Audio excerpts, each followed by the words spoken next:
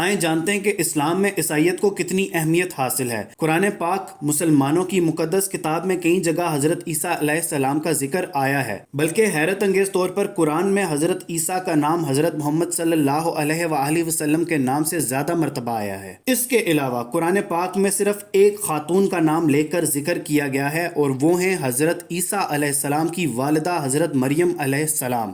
یہی نہیں بلکہ ان کے نام پر ایک سورہ کا نام بھی رکھا گیا ہے، سورہ مریم، جس میں حضرت مریم علیہ السلام بنت عمران علیہ السلام اور حضرت عیسیٰ علیہ السلام کا قصہ تفصیل کے ساتھ موجود ہے۔ اس کے علاوہ قرآن کریم کی تیسری سورہ، سورہ آل عمران، حضرت مریم کے والد ماجد کے نام سے منسوب ہے، جس میں حضرت مریم علیہ السلام کی پیدائش کا واقعہ بیان کیا گیا ہے۔ اس کے علاوہ اسلامی عقیدے کے مطابق قیامت سے پہلے حضرت عیسیٰ علیہ السلام دنیا میں دوبارہ تشریف لائیں گے۔ حضرت عیسیٰ کا ذکر اسلامی ثقافت کا لازمی جزو ہے۔ مسلمانوں سے توقع کی جاتی ہے کہ جب حضرت عیسیٰ علیہ السلام کا ذکر آئے تو وہ علیہ السلام ضرور کہیں، جس کا مطلب ہے ان پر سلامتی ہو۔ مشہور صوفی فلسفی امام ابو احمد الغزالی رحمۃ اللہ علیہ نے انہیں روح کا پیغمبر قرار دیا ہے، جبکہ ابن عربی انہیں صوفیاء کا خاتم کہتے ہیں۔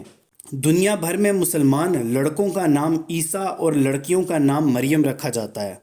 حال ہی میں جو واقعہ جڑاں میں پیش آیا، ہم اس کی دل سے مذمت کرتے ہیں۔ مسیح برادری اہل کتاب ہیں اور تمام مسلمانوں کے لیے قابل احترام ہیں۔